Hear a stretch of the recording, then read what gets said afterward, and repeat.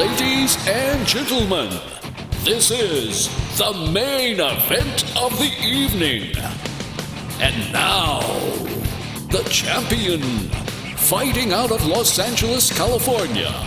This man is a movie snob with a background in fighting and a lifelong addiction to all things superhero related. Presenting the reigning, defending, undisputed host of the show, the Iron Cube.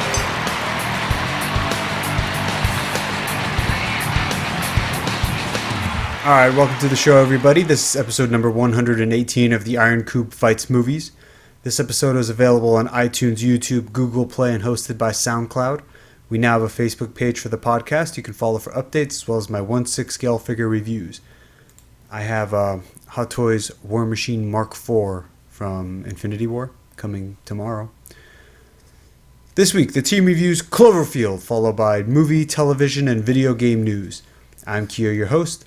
With me on the show today are my co-hosts Emerson. Hey, what's going on? And Everett. Hey, what's up? I'm going to explain our rating system. On this show, we give the titles we've watched with a rating of win, draw, or loss. A win is a title that we would highly recommend, while a draw is a title we didn't love but recognize others may appreciate. A loss means we do not recommend the title. If you have not seen the review of the week and would like to avoid spoilers, check the show notes for the timestamp so you can still hear our news sections. Alright, Cloverfield synopsis. As a group of New Yorkers, played by Michael Stahl, Mike Vogel, and Odette Yusman, enjoy a going-away party, little do they know that they will soon face the most terrifying night of their lives. A creature the size of a skyscraper descends upon the city, leaving death and destruction in its wake. Using a handheld video camera, the friends record their struggle to survive as New York crumbles around them. Pretty accurate. Yeah. I think it's funny, since we've started doing reading the synopsis, how many of them are just total nonsense. Yeah. Alright, so what do we think? I'm willing to go first. Alright. So I give this movie a win. I still think this is a phenomenal film. I think it does a great job of making you empathize with the characters. I think there's amazing acting, writing. The CGI has aged not super great, but it's very, very good. It's passable to me. I think it's just an awesome story. It really brings you down to the level of the people, and the monster really does seem horrifying. This seems like something that could happen in the real world. I think the first-person camera angle was a great choice in that it really ratchets up the tension, the fear, the size of events. And it's really quite a phenomenal movie. I love that it's sort of like a messed up love story or trying to find someone you love while a city's under siege, sort of type of thing. It's the end. And I really love it, and I'm disappointed that every other movie that's been associated with this has been hot garbage in one way or another. But a solid win for me. All right, Everett?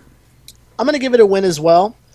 Rewatching this movie brought me back to when I was talking about... Well, I talked about this movie a tiny bit when we did the top 10, about how I saw it as a kid and it freaked me out. Kind of brought me back into my younger me shoes, because there are a few scenes in this movie that brought back memories, but I still really enjoyed it. I think it's unique, because with a lot of found footage movies and monster movies, I feel like there's just, a level of genericness to it, but they do a really good job with, and Emerson, you said the CGI was kind of lacking, which it's true, but the monster looks really cool. They do it in a way that really hasn't ever been done before or since, in my opinion, because this movie is just something on its own. But also, besides the fact that I love the movie, I really enjoyed how far they went to make this movie almost seem real. I also mentioned in our last podcast how I really enjoyed the viral marketing campaigns they did for this movie. And I went back and I did research on those, and oh my god, I love those too. And reading all the little hidden secrets in this movie is super cool to do. And I'll mention those later when we get there, but yeah, I'm going to give it a win. I love this movie. All right. I'm going to give it a win as well. This movie actually, for me, wasn't as good as the first time I saw it. And I think that the first time you watch the film versus like when you know what's going to happen, I think it makes a huge difference. You mean because of the shock factor or the... Yeah, there's just like there's certain moments that get you, like when they get caught in the fight between the military and the monster. I love that scene. Yeah, but like knowing it was coming, it was still cool to see it. But then you have like, I don't want to like reveal everything, but there's like the subway thing. Yeah. And there's a lot of saying. other stuff that when you don't know it's coming, it's actually really badass. But for some reason, unlike most good movies, when you see them again and again, this one when you know what's happening, I think it does diminish it, and I think because it's played a little bit. I think something with the handheld camera and the fact that he just happens to see it. When you know it's coming, it doesn't feel authentic or genuine. But yeah, so, just small nitpicks. I did think there were a few cheesy lines, which I'll go over too. But overall, it's still a win. Yes. I actually remember it being a lot longer than it was. Yeah, which it makes seems sense. very short. Yeah, it makes sense. I enjoyed the setup at the beginning a lot. But yeah, let's talk about it. So it's a win. I got my notes here. First of all, did you guys enjoy seeing shades? I literally could only think about that when I saw him.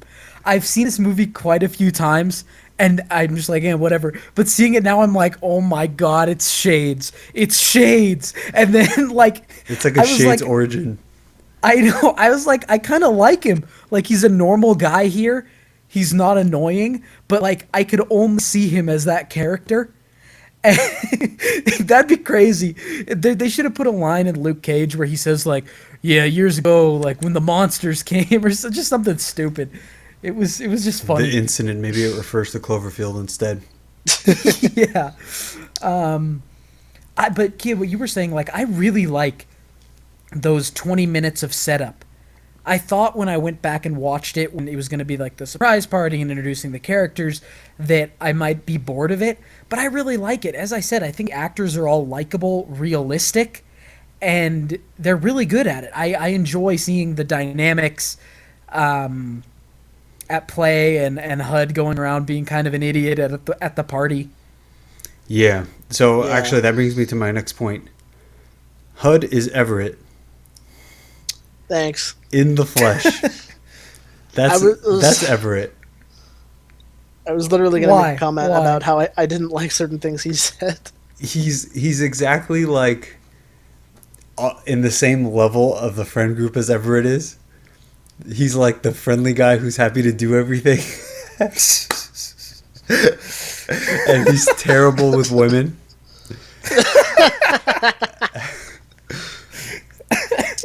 You need to stop, because the more you say it, the more I'm starting to see the similarities. And like he's like asking the wrong questions and like fixating on the wrong things at the worst time.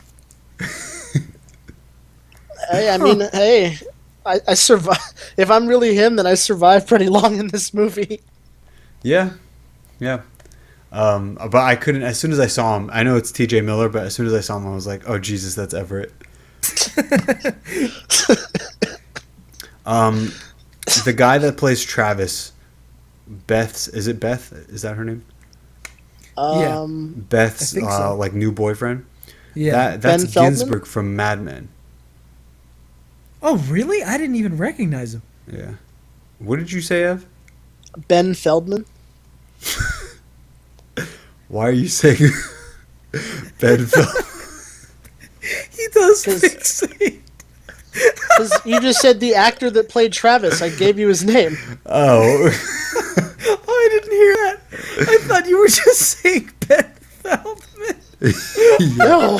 I was like, why? I thought you heard me say Beth, and then you thought I said Ben, and then you just said Ben Feldman. No, you said the actor that played Travis, and I have the cast list up in front of me. I'm like, oh, okay. But, okay. Oh, God. So there's one part of the setup of this film that I don't think was handled particularly well. the fact that it starts with Rob and Beth, and then switches to Jason and his girlfriend, but they're supposed to be brothers, and they do kind of look alike, and it wasn't immediately clear to me, like, who was who. Because I remembered that there was a Rob, but I forgot that there was a Jason, or whatever his name was, Pete or something. And I just wasn't. I was like, wait, who's doing what? His hair looks a little different, and then you realize it's Rob's birthday or something. Well, he's going to Japan, so they're celebrating. Oh yeah. They should have just. I feel like they should have set up Rob a little bit more like. Just say something like, I got to give this to my brother, so we know that the perspective is changing. But after a while, I mean, you obviously understand what happened. But I do enjoy the breakup twist. Yeah. And having the camera like cut to the old footage a lot is a really good way to keep Beth in the viewer's mind. Yeah, even though she's not really there. Yeah.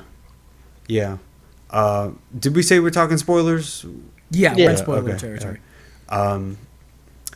Yeah, so I like that they had broken up, and that part feels very authentic when she shows up with another guy, and he's pissed about it, and like, see these parties that they show, this is like the type of party you see in movies, right? And people think like their lives are going to be like that. It's actually very similar to 500 Days of Summer, where I talked about that expectation and reality scene. Yeah. Like, this is the expectation. Like, oh, all these people. Like, really? You're a 30-something guy who works a lot enough to get promoted to a big company, and you have all these close friends? I don't think so. and then they're all, like, happy to see him. But in reality, they actually make it pretty realistic because everybody's just there to kind of linger around the person that they have a crush on. And, like, they're like, Rob, as soon as Beth, like, ruins the party, he just, like, sulks. He doesn't care. You know, if those are people were really his friends, they would take his mind off of it while he was there at least. But they don't because, you know, the movie doesn't want it. But and like also the other thing is like if that was a tight knit friend group, when HUD's going around talking like, hey, you know, Rob and Beth slept together, they'd be like, why are you telling us this? Like, but instead it's like just gossip that you tell like acquaintance strangers. Yeah. Where they're like, oh, okay, or no way. Like it's very superficial. Yeah. I also never felt like Beth was a real member of their group. It seemed like she was, right? Well, I don't know because like I guess from the way they're all acting, they're acting like, hey, it's like two close friends slept together. Yeah, well they do say they were friends since like a long time ago or something. But also like the group doesn't really seem to like register her. You know? Yeah. Like they don't seem to like care, if that makes sense. Yeah. I like that line where he tells Travis, good luck tonight. Good luck tonight, Travis. Yeah. Oh, great. One of the cops, so after the destruction happens, one of the cops is played by the guy that played Jackie Aprile on The Sopranos. Okay.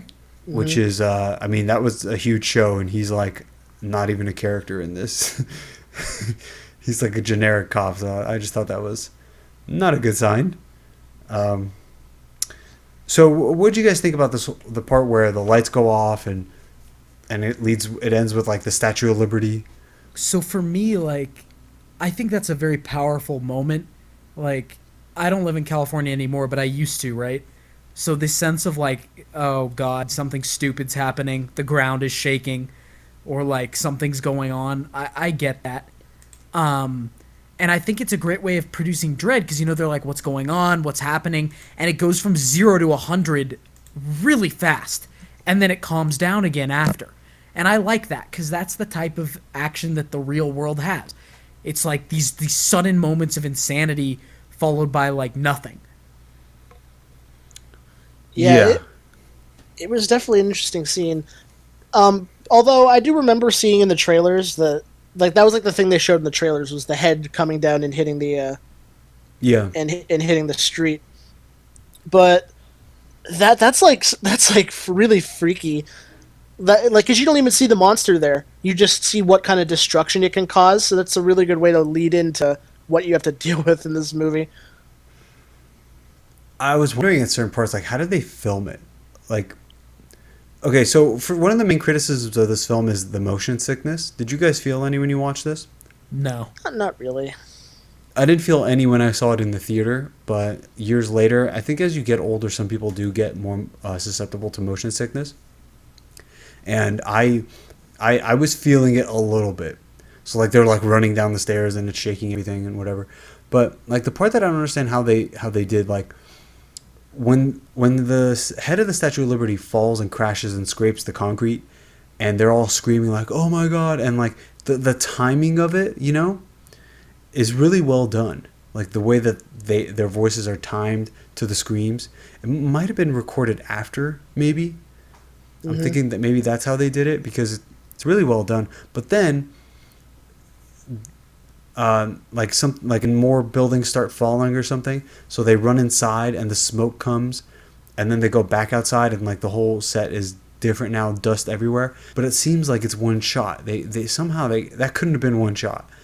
But I don't know how they did that. Yeah, typically that's an editing trick that they use with found footage movies. Is if as long as the character's not directly on camera, you can splice whatever audio you want into the background. Uh-huh. And if they're on camera, they just have to watch the footage and just sort of like match the re-recorded lines with their mouth movements, and it works fine. One line that I kind of liked was like they're inside the store, and then there's a moment of like silence, just a quick moment, and Hud is trying to talk to Rob, and he's like, Rob, and then there's a silence, and he goes, "It's alive," and then you hear the boom. I thought that was good, but some of the other stuff, like Jason's death, his brother. You didn't like that? I think I liked it in the theater this time. I don't know. It didn't seem genuine to me at all. It seemed like, there he is, now you're going to see him freak out, and I'm supposed to go, whoa, they killed him.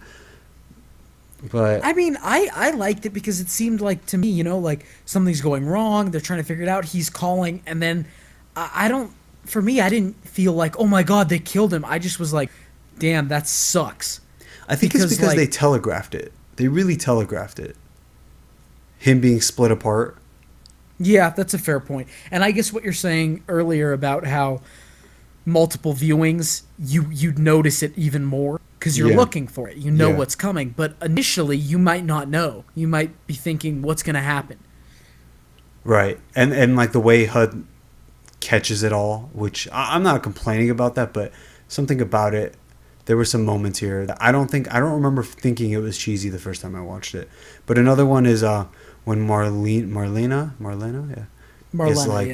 is like it was eating people. Like the way she delivers it, and like it goes for shock value. So I actually happen to know something about that. That line is a little weird on rewatches. Like you say, Kia, it's shock value. It's because there was a deleted scene before then that they took out of the movie. What was it? The deleted scene was following Marlena outside, and the monster comes over, and it's using these like small appendages to just eat people. Like they have little teeth, and they ended up taking it out because they didn't want to show the monster so close, like that early. But originally, that's why she says it, because she was out there watching it. But I agree with Kia that since they cut that scene, and I think it was a wise idea to do so, they shouldn't have had her say that either. Yeah, that makes sense. I mean, if they remove the deleted scene, they should just remove the audio. Well, I think they thought it might like scare people, and maybe it did when I was younger. This time I was like, okay, what do you want me to do with that information? Like, I can't apply that to anything because I don't even know what the monster looks like, how big it was, and like it's destroying the Statue of Liberty, but you're telling me it's eating people. I don't know what's a bigger threat right now. Like the information is actually quite useless in the way that in the context of the film. Yeah. Okay. What else? I like that Russian guy that tries to stop them from going in the wrong direction. What do you like about it? It's just very eerie. That scared me more than like any of their stupid lines. It was eating people. Like, no, that Russian guy coming up and be like speaking Russian, and they're like, we can't understand you, and you see he's all bloody, and they're complete strangers, and they're like, you could stop, don't go. I like that. I like that way more. Okay. And then then they get into that military scene. I love that scene. That's a great scene. I scene. still love it. Yeah, it's a great scene. It's just phenomenal. Yeah, it's paced perfectly. Everything happens at the right moment. You really like the way they shoot it, the way the characters act, their body language, their body motions. You can identify with all of it in that moment. Yeah, yeah. I really enjoy that. I think this is a good time to bring up, and we'll get to the other scene when we like eventually get there. But there's two scenes in this movie that, like, I love more than anything now, but also scared me when I was a kid.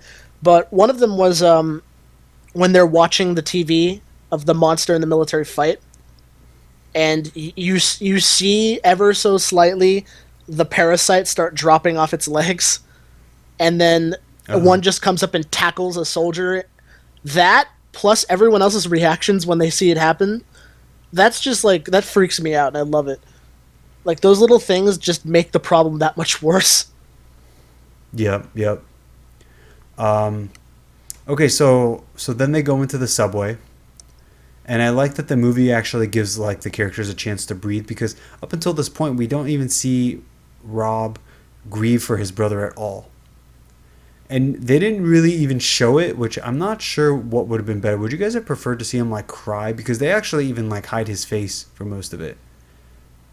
Yeah. When he's talking to the girlfriend, the brother's girlfriend. It would have been a nice addition maybe, but I still feel like the whole group's in shock and don't have the capability to grieve at the moment. Like, well, they're hiding underground right now. But that's what that scene is like, it's a chance for them to breathe and catch themselves. So I would have liked to see a little more, because HUD is like, I should go over there and say something. I'm not sure how that really helps the movie, as opposed to seeing them actually like grieve. It might have worked, but at the same time, it could have also gotten ruined, because directly after that they get ambushed by the parasites. So if they're going to give you like a heartfelt moment of him grieving for his brother, you don't want it to get cut off immediately, or have it like be any less than what it could have been. Well, it wouldn't have been cut off because they went on their own into that subway. All right. It could have been. It could have made it better. Do you think it's real, Everett? No, I don't think it's real. I'm just saying. Calm the down, things HUD. that happened Calm could down. have. It's okay. You know, it could have made it better or worse. Oh, Yeah, he but- almost said the line. He almost said, "You know what? Never mind." He was about to say it. Yeah, Shut up. Yeah. All right, so they get into the subway, and in the movie, I remember going like, "Holy shit!" when the little spider babies were behind them. Yeah. Here, I knew it was coming. It's still pretty creepy. It's okay. And those are real puppets, not CGI. Yeah, that adds to the effect. They're freaky as hell. What do you mean puppets? Like they're real. They're full-scale puppets that are being operated by like a guy behind them who gets green screened out. Okay. Like, that's part of the reason that like it looks really good. All right. So yeah, I enjoyed that. The whole like rats coming first, and so Marlena fights and gets stabbed, which pretty much sucks. Mm-hmm. And I like their options at this point. Like, they don't know what to do.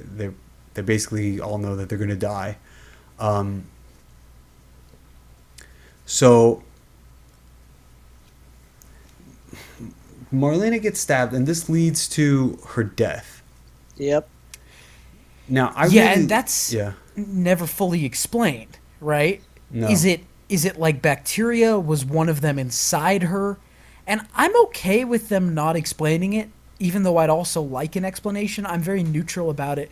It adds some sense of mystery, Yeah, that was the other scene that freaked me out, that I love more than anything, though, because it's you're right, it's shrouded in mystery. The fact that you see what happens behind a tent is like, and you see her pop. Oh God, What do you guys nuts. think about the decision to have her pop behind a tent in the shadows like that? I like it because, it's not gratuitous gore, which I wouldn't want to look at. If I saw her pop on screen, I wouldn't want to see that. I'm going to be completely honest with you. But Yeah. I like the military's reaction, the way they freak out. They know what this is, Yeah. or they've seen I it liked before. all that military stuff when they catch him in the mall. Everything inside the base. Yeah, and you've got the field operating base, the hospital. The sergeant's like, "All right, we're leaving." I love when the soldier says, "Whatever it is, it's winning." I love that line, where he's just like, "I don't know what's going on, but it's kicking ass." Like, oh man. Yeah. But I feel like they didn't react enough to Marlena's death. Well, they were getting ushered along by the military. They couldn't really focus on it that much. I agree with both of you. Like, they were being ushered along, but really what happened is the movie ushered them along. Like, you are right, because really, it was just Marlena's dead, and then the soldier's like, "Hey, snap out of it. New idea. You want to rescue Beth?" And then at that point, sorry, Marlena. Yeah, I mean, and she literally like turned into a zombie and exploded. She starts bleeding from the eyes, like that. Like you see that, she's like, "I don't feel so good," and that's just weird. Yeah, Yeah. and Well, it's also the question of, like... So, Kia, you would have wanted to see her, like, explode in full view? I think I just would have liked to see them react and ask a few more questions before moving on to the next thing. Well, if Okay. if they showed it on screen instead of behind a tent, wouldn't that have changed the rating? It's not really about being on screen or not. I just wanted more of a reaction because a person that they were just like trying to save her life and she saved their lives, she just blew up, and the military like took her away, and there's obviously some crazy shit going on. Like, I want to know what happens when people get stabbed or bitten by the baby things. And if the military says like, "Listen, we're not telling you shit. If you want to go, now's your chance," and then I go, I get that. But I think I don't know. That part could have used something extra. Yeah. All right. Still freaky though. So then they get to the collapsed apartment. Well, just before that, I want to mention, when they see that horse just walking along the street with the empty carriage, I love that. It didn't do anything for me this time. I don't know. I really liked it. I was like this. Just because it's like this. It's what I'm saying. Where it's this sense of calm, but there's something wrong about it. I really enjoy that. Yeah, Didn't we this recently movie watch definitely. something that was like that? Maybe. That had like some sort of like eerie, slow moving thing to it. What did we watch? Whatever. All right, Ever, what were you gonna say? I was gonna say Emerson's right. This movie does like the whole tranquil chaos thing very well. Maybe There are Once Upon a Time in Hollywood. No. We could have been talking about the war scene in Saving Private Ryan, like the D-Day No, scene. it was something that like. Oh, I think maybe I'm thinking of Mindhunter. Hmm. Oh, okay. Yeah. But anyway, And- this go movie ahead. does the tranquil chaos thing very well. Like there's always there's a few slight details that just show you that everything's kind of gone to hell in a few hours. All right, so we get to the collapsed apartment, and I really like how that looks, and I like the idea of them like climbing up the other tower and jumping across. I love all that. Do you guys think it's okay, like logically, because the video like skips constantly? So somebody edited that, for that to be realistic, or he's constantly like pressing off and pressing play. I thought it was more along the lines of like the tape was damaged because like as what you see at the end, you'd think that if it was recovered, that thing might have been through like a shit ton of turmoil. Well, yeah, but also like if you're gonna keep cutting to Beth, doesn't that mean that HUD is fast forwarding randomly? I guess.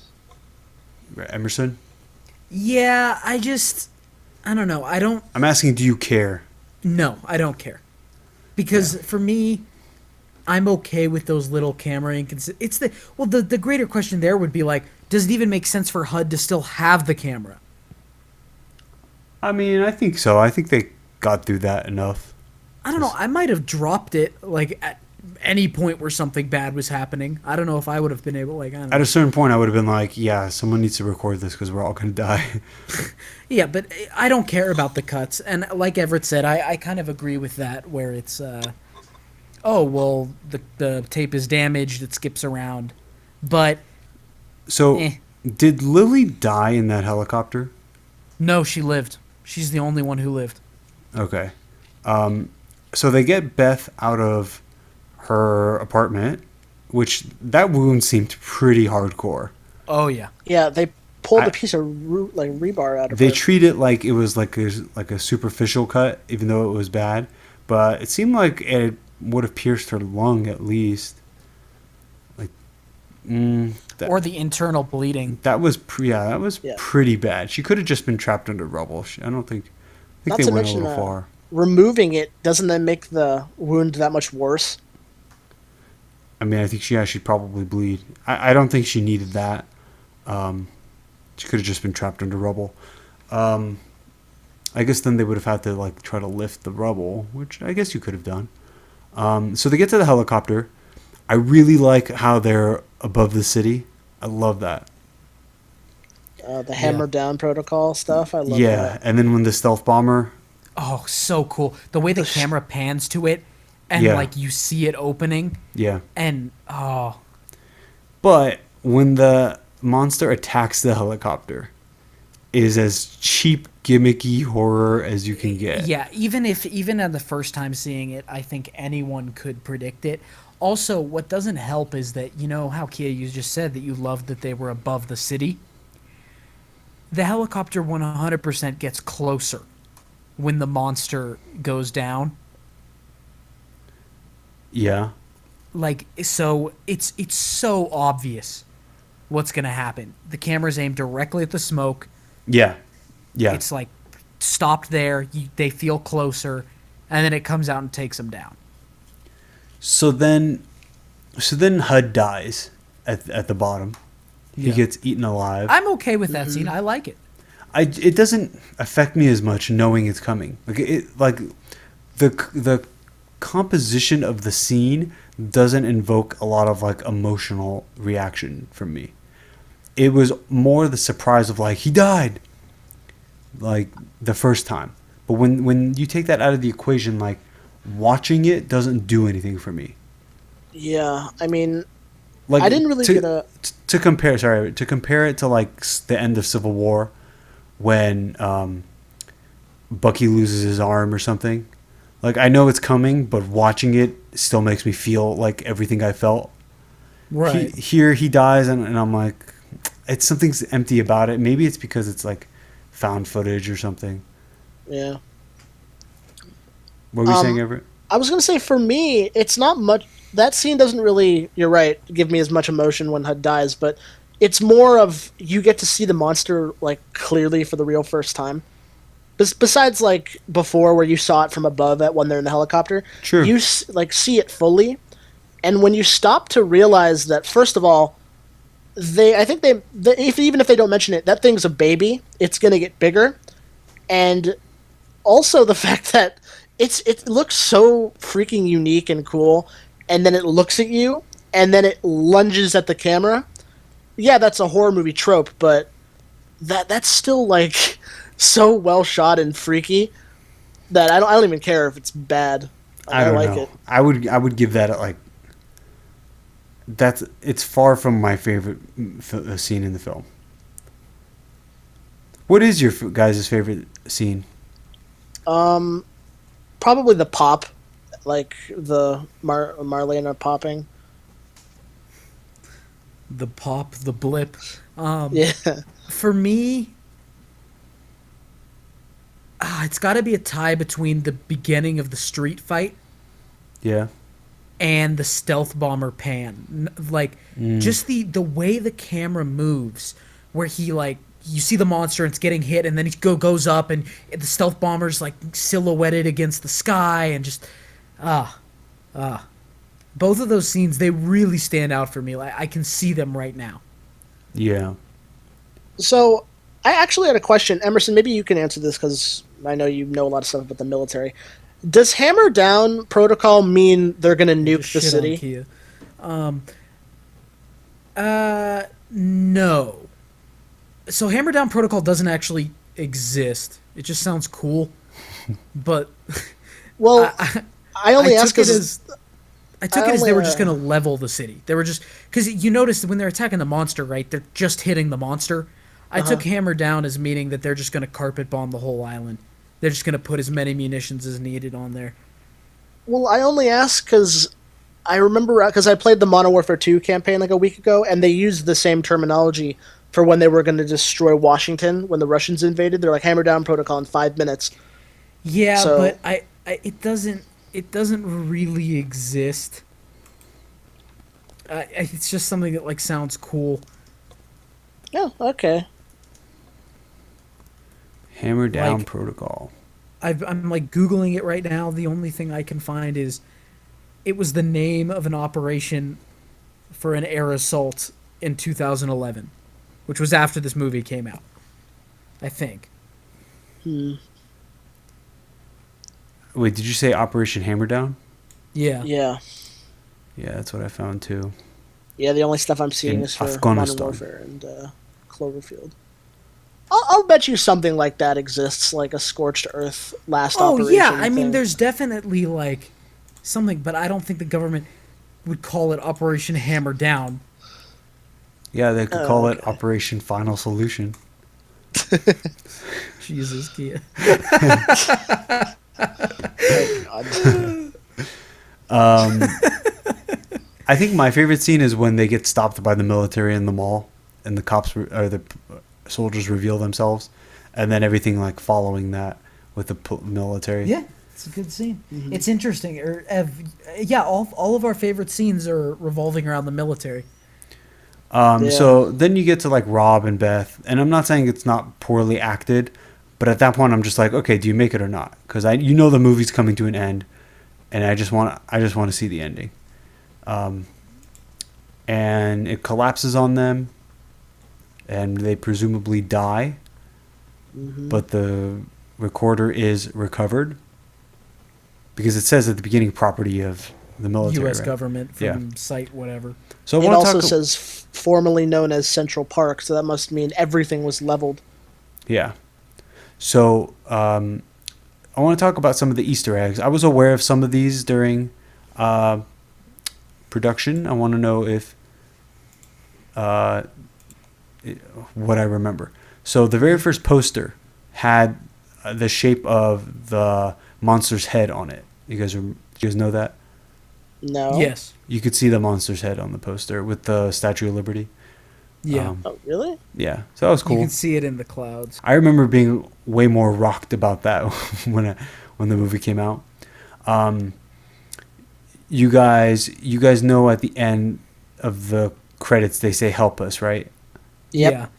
But And if if you you- reverse it, it says If it says it's still alive. Yeah. Yeah. So I don't know who's gonna reverse that, but somebody did. The monster was awakened by a company called Tagruato. Mm-hmm. It's like an oil drilling, not oil Yeah, drilling, but yeah. something like that. Yeah. Slusho, a Tagruato product, appears in most Bad Robot productions. J.J. Abrams is... Bad Robot is J.J. Abrams' thing, and yeah, he puts it all over the place. So, whatever. Yeah. And you guys know that scene on Coney Island? There's the satellite that crashes in the right-hand side? yeah. Uh-huh. I remember that was a big deal.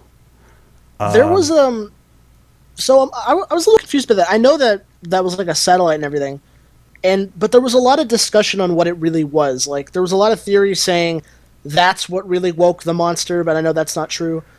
But then if you go on Wikipedia, which that's what I was looking at the cast list, if you click on the link that they give you when it says an object crashes into the ocean, it takes you directly to the Cloverfield Paradox. So does that mean They're saying that's the escape pod at the end of that movie. But that doesn't make sense. Because at the end of the movie, you see the monster. What do you mean? At the end of the movie, when the escape pod enters the atmosphere and goes down into the clouds, the Cloverfield monster comes through the clouds like trying to catch it but misses. I don't even remember that. Like it's much bigger than you saw in this movie. It like erupts through the clouds. But wasn't that movie like dealing with some sort of time travel? It was multiple dimensions. Parallel universe, yeah. They ended up in the universe of Cloverfield. But it's a little confusing as to the whole movie was a clusterfuck, but that's essentially what happened. Did we like that movie? I don't even remember. No. It was bad. I'm watching it. I'm watching the scene right now. All right, she's falling through the sky in a pod. There she goes. And as she... oh, yeah, that thing's fucking huge. But it's definitely the same monster. Oh, yeah, 100%. But much bigger. Literally massive. Did he catch it? No, he just... he missed it. But... I mean, the thing... He, hurt it. Or something, I don't know. Interesting. Okay, where was I? Alright, yes, it was that thing. The news reporter from the Cloverfield Paradox gets infected in 10 Cloverfield Lane. Did you guys ever connect that? No. No. 10 Cloverfield Lane, when Michelle attempts to escape the bunker only to be confronted by a woman who's infected with something. The woman begs to get inside the shelter, but Michelle refuses, deciding to stay with Howard. But that's not the last time we see the woman. She also makes a brief cameo in the Cloverfield Paradox as a reporter on a news station. It's unclear how she gets from there to rural New Orleans. Yeah, this is stupid. It's just like random crossovers for no reason. The radio in 10 Cloverfield Lane references the power outages on the East Coast. 1 second. But two films, Cloverfield and Cloverfield Lane, feature Kelvin gasoline as a brand. Do you get that joke though? The whole Kelvin thing. Mm-mm. J.J. Abrams puts that in everything he does as a reference to, I think, his grandfather. He did it in Star Wars. He did it in Star Trek. He did it in this. I'm saying the whole Kelvin thing with J.J. Abrams' reference, I think, to his grandfather, and he does it in every movie that he produces or directs. Huh. Well, one thing, I don't know if it's an Easter egg or just like something of note. Did you guys see Super 8? Yeah. Yeah. The monster in Super 8 looks very similar to the monster in Cloverfield, just like a much smaller version. Yeah. But wasn't Super 8 like not J.J. Abrams? It was a Steven Spielberg homage, right? Yeah, sort of. So this guy, Mark Stamler, in Cloverfield Lane is like a news broadcaster guy. They think he's the brother of the guy from 10 Cloverfield Lane. So these are all just like nonsense stuff. Yeah. The monster at the end of the Cloverfield Paradox is an adult version of the one in Cloverfield. Mm-hmm. The films are set 10 years apart, and during that time, the monster has clearly been eating well. So it's the same monster, but much bigger. Interesting. So it's a baby, but it's also like having babies. Both 10 Cloverfield Lane and the Cloverfield Paradox show bunkers built before the attacks. Okay, that's whatever. The name Cloverfield refers to several things in universe. Okay. The Cloverfield Paradox may have caused the Cloverfield blackouts. The power outage in the original movie and the parallel dimension travel in Cloverfield Paradox both happen around 18 minutes and 20 seconds. Okay. J.J. Abrams has admitted this wasn't intentional. So it's nonsense. This is just, yeah. It's an unintentional Easter egg. Yeah, it's all like, probably did this, might have done this. Okay, I think that's enough of that. Do we have a fight of the week? I was going to say the best one would be like, how do we get out of the city? We've done in that this so type much. of scenario, but it's not really a good one. But He is the monster. He is the monster. So I don't really think about fight of the week, but there is something I want to maybe pitch to you guys potentially. So obviously there were two, I don't know, sequels or connected movies made to this, both of which were kind of garbage. Okay? Mm-hmm. How would you feel about a sequel to Cloverfield that would be the same movie from someone else's perspective? someone in the military's perspective. I don't know about the military, but I could go with just another person. Because see, okay, yeah, that would work. But see, what I'm thinking is like it's someone in somewhat different part of the city with a different issue, and they're viewing like maybe they run into the monster at different times, sometimes at the same time. You could have a real Easter egg where like they see some of the characters from this movie. That, or you could do it like years later when the monster's bigger and he's attacking another like country. Yeah, that's what I wanted to see in a sequel to this movie. Like, sorry, there's construction near my house. I wanted to see the result of like the after effects of this movie. Like everyone else in the world thinking, like, how the hell are we going to defeat this thing if it just destroyed a city in a matter of hours? I don't want to see the military fight the monster because I've seen that so many times, and I think that's something that could get boring very quickly. But I like seeing the military do it, just not for the whole movie. Yeah, and the way they did it in this film was great because it's really like 2 scenes, and that's that. But set me up with some other part of the world. Like, let me see what life is like somewhere else. And although the problem is if the monster's like later or older, then life has already been altered. There's no like moment before the attack, you know? And the camera wouldn't really make... So it might have to be that same night in New York. But Yeah. I would be okay with just give me a sequel of another guy on another side of town. I'd be okay with that. All right. You guys want to go to Roundup? Sure. Yeah. All right, so you guys watched The Boys. Did you guys finish it? Yeah. I haven't finished it yet. Oh. I finished it. Well, don't spoil it, but I won't spoil it. What do you think? I give it a win. It's a phenomenal TV show. I love it. Emerson recommended that I watch it. Do you agree that it gets better as it goes? Oh, yeah. It gets much better as it goes. Yeah, it didn't start off great. It started off okay. I was okay with the beginning, too. Like, Yeah, I didn't same. mind it. Yeah, I thought it was What okay. didn't at you the like beginning. about, like, the first 2 episodes? Or Well, it's just, like... I didn't know where it was going. And I didn't Okay. really like all the... You know, you've got all these superheroes, and then you have, like, Carl Urban's character, and I'm supposed to think he's, like, a badass, but he doesn't have superpowers, and it's a world of superheroes. So I don't know what you want me to think about that, because I can't forget that there are people that could crush his skull in a second. Or is he, like, on their level? Is he the bad guy? Like, I don't really know what I'm supposed to think about this person. I thought Huey was not bad, but... yeah, and I guess that's it. And like, what's her name? Starlight? Is that her name?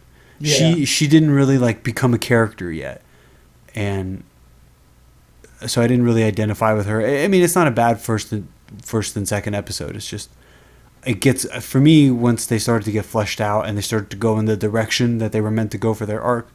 That was much better for me. all right, fair enough.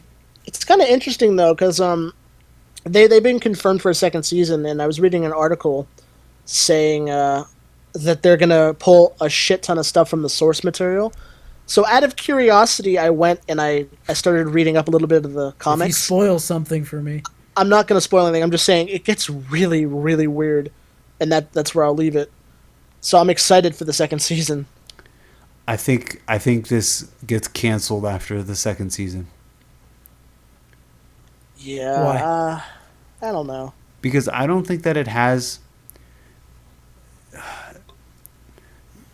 I don't think it has longevity in the story. Unless you're going to just keep introducing new heroes to the 7 or something to like keep it fresh, almost like Avengers style with new mysteries and whatnot. But like with these characters, I think you've got a season left, and Amazon does have a history of canceling shows pretty early on. Like The Tick, I think only got 2 seasons, and people like Yeah. that a lot. So it doesn't seem like they're as willing to pay for things as Netflix is. I mean, that's probably a good thing. Yeah. Okay. So. Oh, okay. Mindhunter. This show is still fantastic. Yeah? You like what you see so far? Yeah. It's so gripping. It immediately gets you. And I'm only on episode 3. I watched Cloverfield and then 2 episodes of this because I was at the airport and I was stuck there. Okay. So I'm like, I tried to watch episode 3 last night, but I was too tired. And I didn't want to I don't want to watch it when I'm tired. I want to actually enjoy it, you know? Mm-hmm. So I thought it was so good. And yeah, you know, the guy that plays the older agent, I don't remember his name, but he was in Justice League. Do you remember? He's like the criminal that Batman fights and saves from the parademon. Oh, that guy? Like the purse snatcher? Yeah, I guess. Yeah, they totally wasted him in that film. That dude's a really good actor. And Holden, the guy that plays Holden, is also fantastic. I saw the David Berkowitz episode. Oh, really? I mean, I had to read up on what this guy did. So he was running up and just firing blindly into cars with women. Damn, Everett. Wasn't he doing it because like a demon was telling him to do it? Yes. He claimed that his neighbor's dog, Sam... No. Yeah. I think it was the dog. He claimed his neighbor's dog was telling him to do it. And then he later kind of admitted that it was all a hoax and that he wanted to have an excuse to play it off if he got caught or something. And that's kind of what this show deals with. Like, I don't think these agents got it from him like that, but he did actually sort of admit that in history. And that's kind of like what his appearance is. Anyway, the guy that... I don't know. I think maybe, yeah. Everett, did you watch it? No, not yet, but I'm going to do it this week. I would like you to tell me how different this role is from what you auditioned for. I mean, I can send you the audition tape if you want. Of you? Uh-huh. Yeah. Yeah, I'll send you my audition tape and you can compare the two.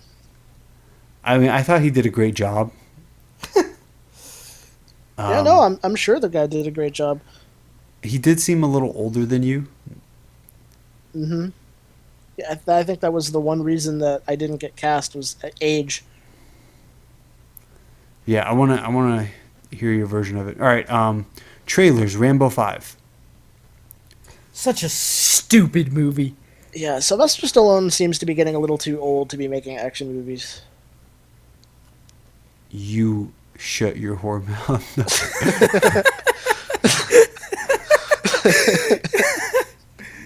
I don't know if he's too old, but these ideas are very tired.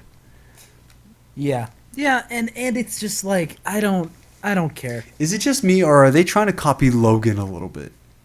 Logan and Home Alone is what I'm getting. Logan and Home Alone. I can actually see that a little bit. Especially the earlier trailers. It's him like developing like homemade weaponry and like creating like crazy ways to kill them when they attack him. He's booby trapping the house. Yeah.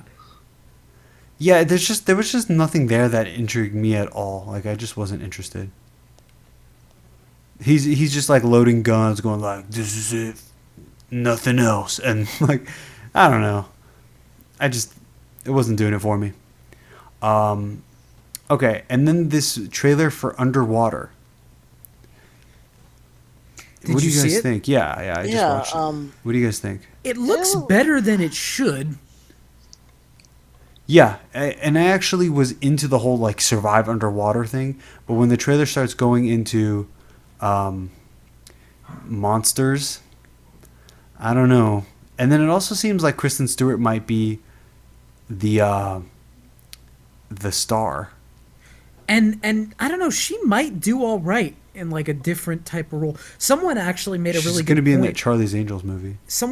Not that. Someone said she could be a good Ripley if they ever decided to reboot Alien or something, and I could definitely see that. See her as Ripley? Yeah. That's a little Why? iffy.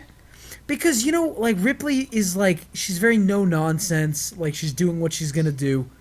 I think Kristen Stewart could pull it off. And she has, like, the right body type, and if they shave her head or keep her head shaved. Who would you choose instead? Well, she's already going to do the short hair thing in Charlie's Angels and now this movie, too. Is that going to be There her we go. look? Like Yeah, apparently so. the sexy, almost lesbian? Is that? I don't know. I don't really trust her acting. She could be good, but so Vincent Casella's in this. I really like him. He's in Ocean's 12, I think. He was the French thief. Yeah. He was also in The Matrix, wasn't he? Or was that... No, that was his wife, Monica Bellucci.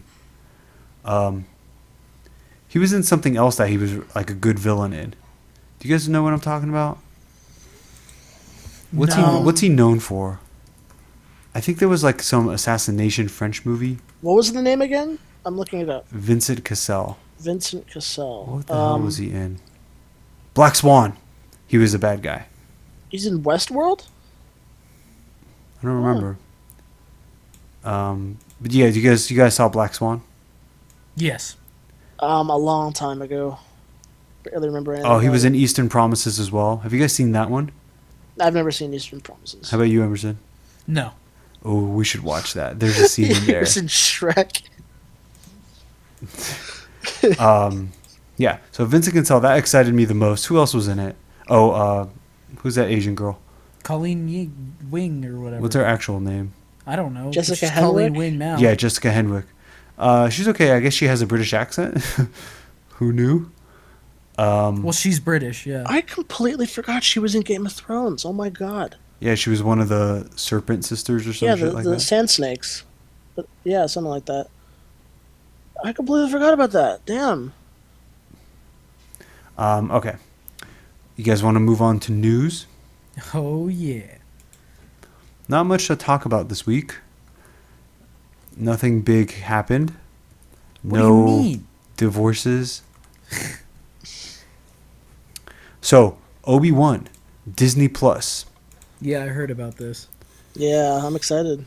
I think this is the best thing. I don't think a movie really works. Let's see him, Disney Plus. I'm super excited. I'm going to buy an action figure. Yeah. Ewan McGregor's coming back, baby. I love those mentor characters, Obi-Wan. Yeah. I'm a little excited because I can't find a date though. Well, I There's, think this is very, like, loose. Yeah. there's I don't know if you've ever seen it, Kia, but they have this sideshow collectible statue of Obi-Wan when he's like a forager in between the prequels and the original movies, and he has like a backpack on, tattered clothing. He's got like a blaster rifle Isn't strung it- around his back. Don't they call it like Obi-Wan Mythos? Something like that? Yeah, like where he's like really rugged looking. Yeah, I see it. Yeah. Yeah. If he looks like that, that'll be really cool. Yeah, that's kind of what I'm hoping to see too. Yeah, that's cool. All right, guess what's coming back? What? You're not gonna guess? No, I don't like surprises. Matrix 4. Oh, yeah, I read about Oh. this. Really? I think Keanu it's gonna be a Reeves and disaster. Carrie Ann Moss, and they have new directors. Apparently, it's The Wachowskis Yeah. couldn't come back. no, the Wachowski. It's someone called no. The Wachowskis are back, but it looks like they're sisters, Lana Wachowski and Lily. Oh, God. Kia, no. Come on, man. I was like, is he doing what I think he's doing? Oh, please don't tell me. Oh, Kia. No, man. So, for people who don't know, the Wachowski brothers are now the Wachowski sisters. It just sounds funny when you say it like. So yeah, Lana and Lily Wachowski are returning. You know, if it's like a dead name, does that mean that they don't get credit for directing the first trilogy?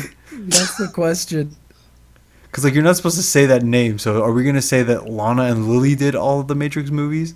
Well, I think they refer to it as directed by the Wachowskis. I don't think they ever refer to their first names ever. Well, in this article it says the installment is coming with Lana Wachowski, who co-wrote and co-directed the original trilogy with her sister Lily, returning to the director's chair.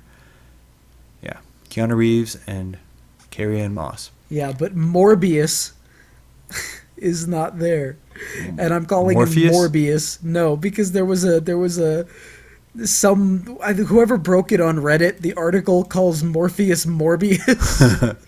And they're like, Lawrence Fishburne will not be returning to play Morbius. It's just funny, but apparently he's not coming back. We could not be more excited to be re-entering the Matrix with Lana. Did Morpheus die? No, but Trinity did. Lana is a true visionary, a singular and original creative filmmaker, and we are thrilled that she is writing, directing, and producing the new chapter in the Matrix universe. Many of the ideas Lily and I explored 20 years ago about our reality are even more relevant now. I'm very happy to have these characters back in my life and grateful for another chance to work with my brilliant friends. If you're wondering about Morpheus, Lawrence Fishburne, Variety has shared an update which claims that the script calls for a younger version of the character to be cast, which obviously points to some time travel plots. Oh, God. Great. Woohoo! Oh, yeah. Because nothing makes sci-fi movies better than time travel, right? Yeah, that's actually true. I don't know why you're saying it like it's not. I don't understand how they're going to bring back Trinity, though, because she literally died in the third movie. She's probably going to be a younger version of herself, too. Oh, God, they're not going to do de-aging, are they? Oh yeah, they are. Not for Keanu, but Yeah, Keanu doesn't age. Well, he's probably the one time traveling. Daniel Craig returns as James Bond 007 in No Time to Die. wait a minute. Out in the He's UK back? on April 3rd and April 8th, 2020. Yep. No Time to didn't Die. we report that he wasn't back? In No Time to Die, Yeah, Bond we has all left have, active service and is enjoying a tranquil life in Jamaica. His peace is short-lived when his old friend Felix Leiter from... Who was that? He's the American operative from, I think, Casino Royale. Remember the black guy that helped him? Yeah, Jeffrey Wright. Yeah, that guy. Felix Leiter from the CIA turns up asking for help. The mission to rescue a kidnapped scientist turns out to be far more treacherous than expected, leading Bond onto the trail of a mysterious villain armed with dangerous new technology. Is it Mysterio? So yeah, he's back. But no, interesting. what they thought was, they thought that it was gonna set up like the black woman from Captain Marvel. As the next Bond. Anyway, the cast includes Rami Malek. Do we think he's the villain? Yeah. Lashana Lynch, Billy Magnuson, I don't know, Anna de Armas. She's like really attractive, so she's definitely going to be one of his girlfriends or something, like some woman he has sex with. Do you guys remember her? She was in Blade Runner. She was like the AI. Oh, okay. Leia Seydoux, Ben Whishaw, Naomi Harris, Jeffrey Wright, and Ralph Fiennes. Oh, they're not bringing Ray back. Fiennes, I guess that's what. So They're maybe not bringing back what's his face who played Blofeld. Who? The what's his name? Is He was that in a villain? Alita. He was in a. You're talking about the German guy? Yeah, that guy. What was his name? Wasn't he a villain though? Yeah, he's Blofeld. He's Christopher something. Christoph Waltz. That's what his name is. Yeah. Yeah, he played Blofeld in the last one. He's like the main Bond villain. Yeah, but doesn't that mean his movie's over? He got arrested and died, and I thought they were bringing him back. That's weird. Yeah. What is Ray Fiennes in James Bond? He's the new M. He is? Uh huh.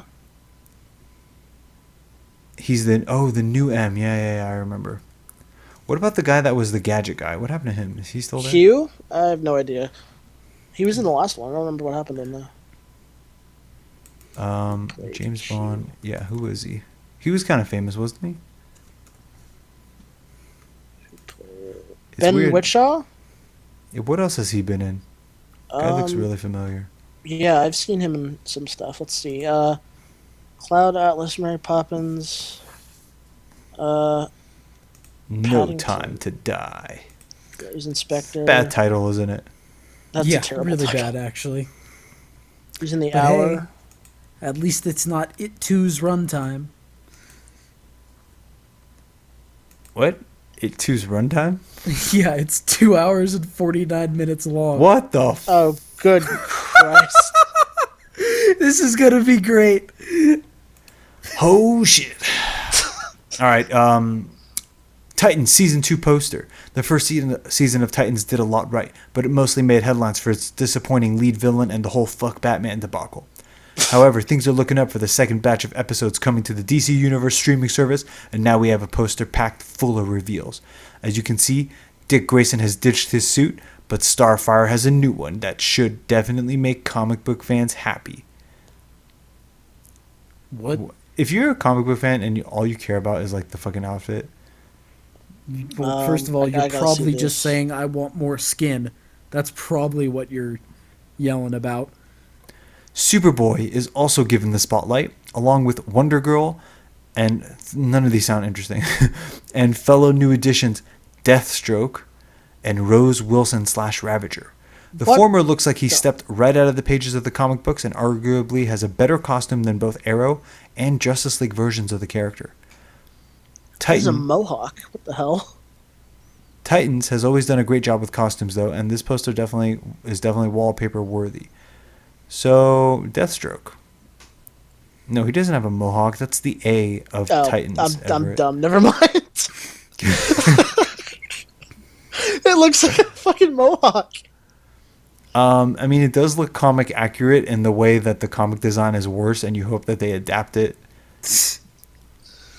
Okay. So Wonder Girl is literally just like Junior Wonder Woman?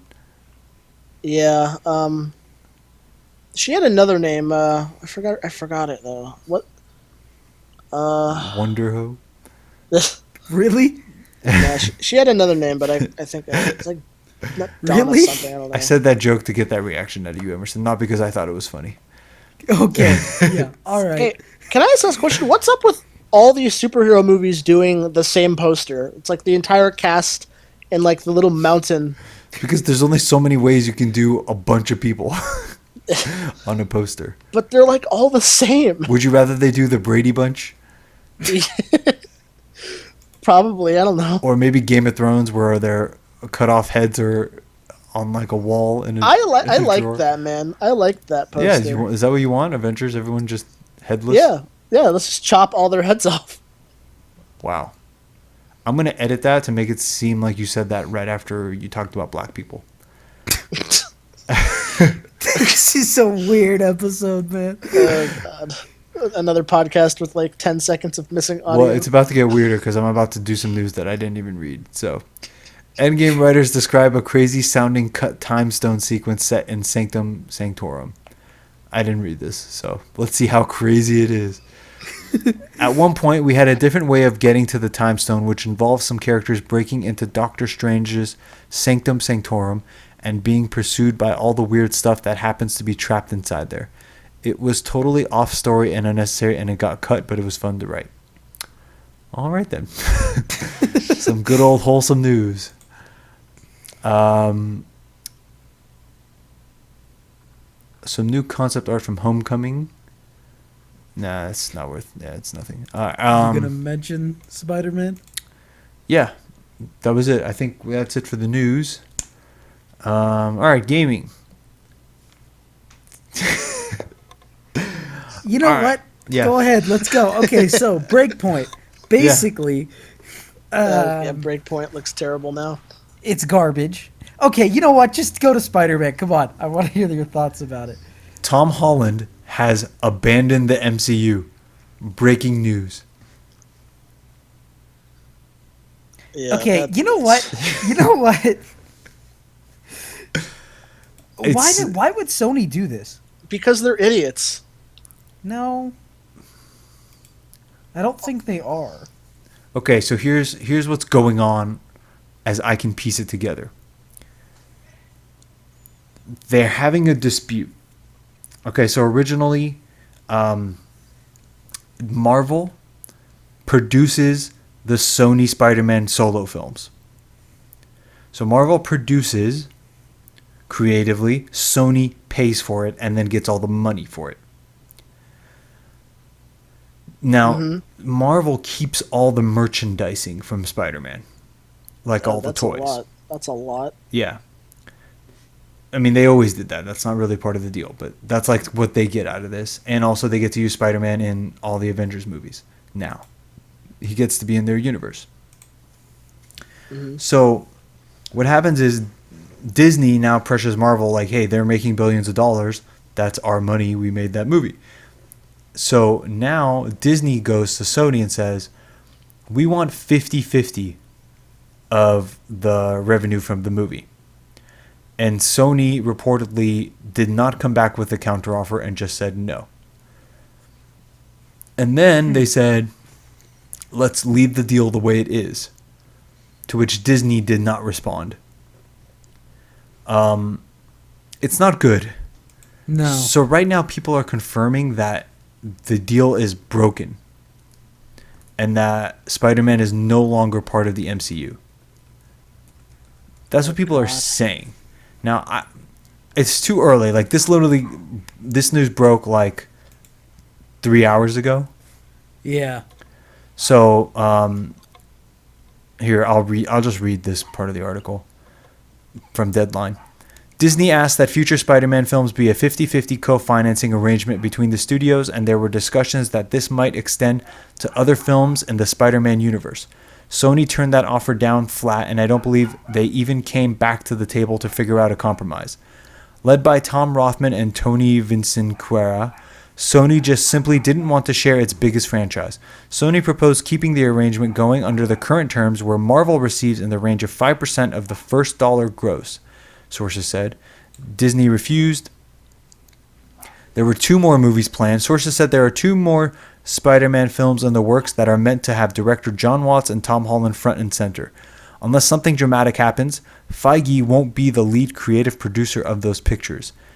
As per Variety, the deal is still in negotiation even though Disney and Sony reach an impasse. Nothing is final, as a deal could still be reached. See, other people are confirming that the deal is dead. So basically what they're saying is like there's potential the deal could be dead, but no one's certain. Well, so an update, a Sony rep told us it's their belief this dispute is simply over a producer credit and negotiations are ongoing. They further clarified Feige has contributed to other Spider-Man-centric movies that he did not receive a producer credit on. Interesting. So, what this would mean is, so they have 2 movies left. They're obviously going to make them with Tom Holland and John Watts. The problem is, what are you going to do? So what if those 2 movies that they have planned right now, because I'm sure they're already clearly working on it, what if they involve other members of the MCU? Right, or like big events in the MCU. Yeah, so you're not going to get any more, if this falls apart, you're not going to get any more Spider-Man in the MCU, which is a damn shame. I mean, we've already got plenty.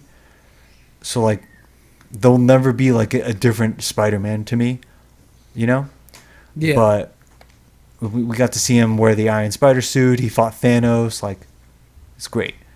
But what if, like, the next one had Nick Fury in it? Then now that's gone, right? Right. So we don't even know what they were trying to do. And if Kevin Feige's not there, now people are saying it's going to suck. I think John Watts, I don't think Kevin Feige is as involved with the stories as people think. Well, it's also, this is part of the, like, love Marvel, hate everything else. Yeah.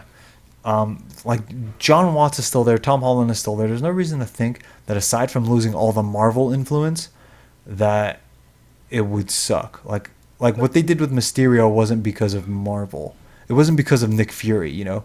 The Tony Stark stuff helped, but the concept of that movie from Far From Home, that was like pretty good, and it stands on its own, you know. Yeah. Still kind of sucks though, because the way that Spider-Man's been written, they've written so much of his character around like Tony Stark and all the Avengers stuff. So that if they make a movie where just all of that disappears, I feel like part of the character just disappears too. Like, it won't be the same. Yeah, well, here's the thing. So let's say John Watts is the guy, and he wants to make the 3rd movie that he had in mind, but now he has to change it because certain characters aren't there. But what if Sony decides, we're going to put him in our Venom movie? See what I'm saying? Like, what if they use the next 2 movies to do a crossover with Venom, and like Morbius, the other stupid thing they have. God. Why? I mean, that's all I'm saying is like I could see them this whole thing Trying really falling that. apart. Yeah. Yeah, because they want to lock him in, and like, I don't know. We've discussed before how it's easy to be like Marvel's the best, but isn't Sony execs like they're kind of morons, aren't they? Or someone at Sony who's in charge of It's this Amy is like, Pascal and Avi Arad that are haven't we terrible. discussed that they're somewhat moronic, or at least they have like a weird idea of what's going on? Yeah. I mean, they did make Into the Spider-Verse, but I think it's because they don't care about animated stuff, and they just left the people alone to do it. Yeah. Do you think they're going to make a Spider-Verse movie, a live-action one? No. I could see them making a sequel to the animated one. Well, they are making that, but you could do a live-action one because you have all three of them. Did I lose you guys? Yes. You know what I'd much rather see? Tom Holland is in. Oh, you guys are back. I lost you there for a second. Oh, that was weird. You guys did you not both hear went anything away I and said? came back. No. That was weird. Are you I was gonna serious? say- Because you guys were talking really quickly and I was talking the whole time. Oh, yeah, no, I thought I was It just was like making a 30 point. seconds ago. I don't know. Really? I was yeah, gonna- you definitely cut out then. Okay. What were you guys saying? I was gonna say, if they have to have, like, is Tom Holland under contract right now for 2 more movies? Yeah. So why don't they just make, if they're really gonna take him out of the MCU, why don't they just make one of his movies part of the animated Spider-Verse where it's him and the other Spider-Man? Well, I think that would be a huge waste of a live-action film. I mean, like, And- yeah, okay. What I was trying to say, like, yeah, because you said, why don't they do a live action Into the Spider-Verse with him and, like, the other Spider-Man? I don't know. I don't see how that would be better. It doesn't sound good to me. Let me put it that way. It sounds disturbing and it sounds like a cash grab. Yeah. Because let's Yeah. say hypothetically that this deal does fall apart. I feel like anything Sony's going to do is going to be not good. Because if they say, like, well, we're going to solidify him in our universe now, or we're going to have him in this thing or this thing, it's just going to be, like, they're going to try so hard to get Spider-Man, oh, look how good he is, and it's going to be like, yeah, we remember Amazing Spider-Man, so calm down. I mean, it stands to reason, like, should we even see the movies that they put out if they do this? Because we don't want to support that, right? You're right. I mean, Yeah, no, like, I bother seeing a movie that's just worse. well, it's also the question of, like, well, no, especially what Key is saying, I guarantee if it fell apart and they take Tom Holland, there's going to be boycotts of whatever movie they make. Yeah. Because Marvel fans are nuts. Yeah. That screws over the MCU a shit ton too, because now they can't make any reference to him either. Well, they have 2 years. And But that's what just would they enough do? time for Sony to make a movie. I guess the thing is that, like, if let's say Sony makes its own movie, okay? Sony takes Spider-Man. What's the MCU going to do? Because haven't there been some sources or something that says Spider-Man was going to be like a central point going forward for this next phase? Or I mean, what does that mean? He's just going to, like, be their cash cow. yeah, but never mentioning him again. His ending is just his identity gets revealed and now he's dead. They'll bring in someone else. That makes me sad. Yeah, because remember, there's not even an Avengers movie on the schedule right now. So, Okay, fair like, there's point. time to survive. Black Panther doesn't even have a movie coming. There's no Captain Marvel movie. So, there's time. Yeah. But this is interesting and not good. I mean, we knew this was coming, though, right? Like, I knew at some point Sony was going to be like, maybe we can do this ourselves. Like, fucking morons. Yeah. And you know what's so stupid about it too is, like, you look at their catalog and it's Venom and Morbius. That's the things they have coming. Yeah. And Venom 2 is going to flop, I'm pretty sure. Really? Yes. You liked Venom 1. Why do you think the second one's gonna flop? Carnage. Well, because, like, one of the things that works for Venom is that it was like the first time seeing a movie in that way. You know what I mean? Like Right, the whole, where he's like the good guy. yeah, the concept of Venom and the whole shtick of like, oh, he's in me. That takes inspiration, but you already did it. So now you want to come and do it again. It's not as interesting. You get what I'm saying?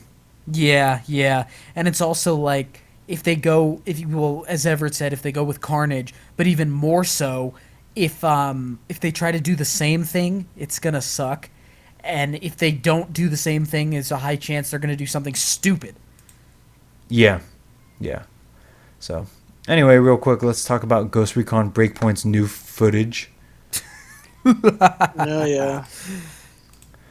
I mean, you guys probably followed it more than me. I've been a little bit out of the loop, but it has like a closing circle, like Fortnite. So yeah, I'm gonna lay down really quickly my 3 big issues with the gameplay. And in my opinion, these 3 things all reinforce each other in a negative way and fundamentally change the gameplay. First thing is the closing circle. This is only going to be in the elimination game mode. The game is only launching with 2 modes, 6 maps. That's elimination and sabotage. Sabotage, I mean, thank God they didn't do something like, what's that game mode we hate? Hostage rescue or whatever. Thank God that wasn't one of them. Yeah. But here's the thing. They haven't announced if the maps are, like, split again. So 3 elimination maps, 3 sabotage maps. How many of the maps, like, we say there's certain maps we don't want to play, and there's a much bigger pool right now. If they release 6 maps and 2 suck, it's going to get old really fast, okay? But they have this closing circle, which I think is going to speed things up. The second change they made is they have multiple primary weapons, which I think defeats the points of having specific classes and specific roles. I think it encourages going off on your own and running and gunning because you can do long range, close range, medium range, close range, whatever you want. They appear to also have the same like copies of classes. So that screws it because instead of choosing like, okay, we need 1 point man, 1 this, because we can only have one who's the best, why aren't all 4 of us Predator now?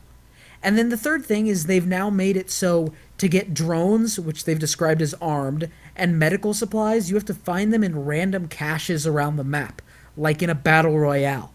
That encourages rushing to me. All 3 of them do. Because you've got a closing circle, everyone can have an assault rifle, and you need to rush in to find the drone. To me, that makes the game a run and gun. Right. And that's not even mentioning this announcement where they're saying you can use all your weapons, perks, and upgrades from PvE to PvP. Of course, we changed some stuff so it's balanced. That sounds like Destiny. Destiny was the exact same. Everything you do in the single player carries over to the multiplayer, and it's just tweaked a little bit. And that doesn't sound good. That sounds like Division. Division has the exact same system they're talking about. Yeah, it honestly sounds like they've just recycled a shit ton of stuff from the Division.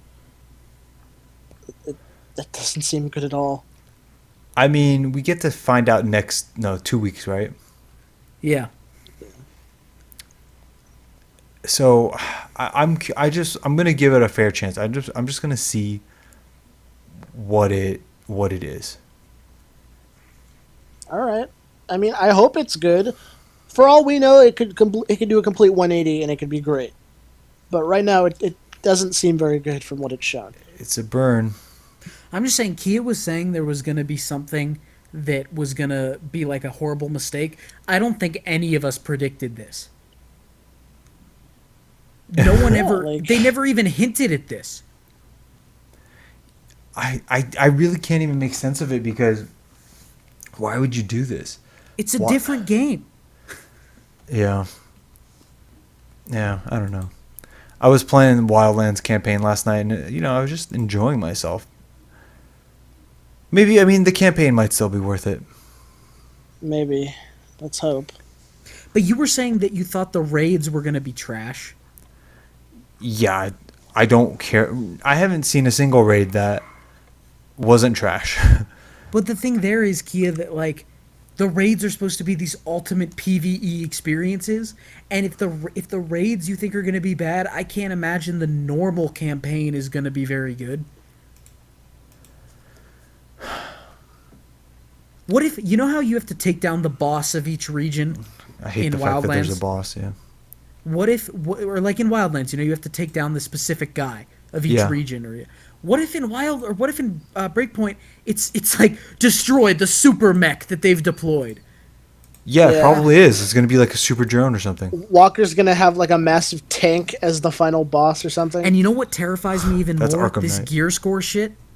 Okay, what if it's like, oh, replay the same mission again to get this unique thing, or to on a harder difficulty, or replay it so something might drop.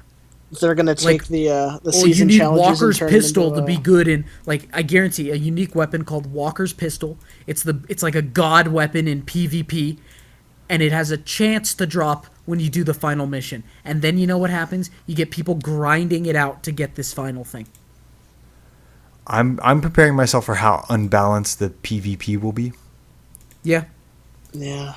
I swear to God, if we go in and someone who's like 30 levels over than us can just face tank and annihilate us, that's not going to be fun. And I like people are complaining about the animations of the running, which I agree is bad, but the maps look terrible. Where's the foliage? They're all like in towns fighting Exactly, around and- shipping containers. And yeah, everything is a square or Yeah. a variant of a square. Or a circle that closes in on you. Like where are my trees and bushes and jungles? Yeah. I don't It's know. weird. It's not good. No. And on that note, yeah, we ended with some pretty depressing news, two bad things. Yeah. All right, I don't know what we're doing next week, but You'll see us soon. when does It come out? September 4th? Oh, fuck, seriously? I think. Let me confirm that. Okay, well, September 5th. Yeah, I'm going to... Oh, no, I'll be here. Initial release September 5th. That's weird. Oh, that's a Thursday. Yeah. Okay, so... Labor Day week. Okay, so this week we will watch It. Oh, I dig that. I'm happy with that. And then the Yeah, week I'm after, down with we that. will do... Oh, that's going to be 2 weeks from now. Next week, I'm out of town again. We could watch the original It. No. Next week, I'm out of town. I don't know what we're going to do yet. Okay, just let It's actually my my birthday's this week. Oops. Oh, well, happy advanced birthday, Kia. Yeah. Isn't there another movie coming out? I don't know. Where Is are there? other movies? Like, they always talk about, oh, the blockbusters are taking over.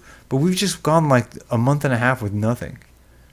Like, nothing to watch at all. August. Oh, Angel Has Fallen. Oh, God, no, I don't want to please see no. that. Yeah. So maybe we'll go through our backlog. What was that movie I asked you guys? Oh, Eastern Promises. Yeah, that could be one. All right. Yeah. That's it for this week. See you guys next time. All right. See ya. All right, see you guys.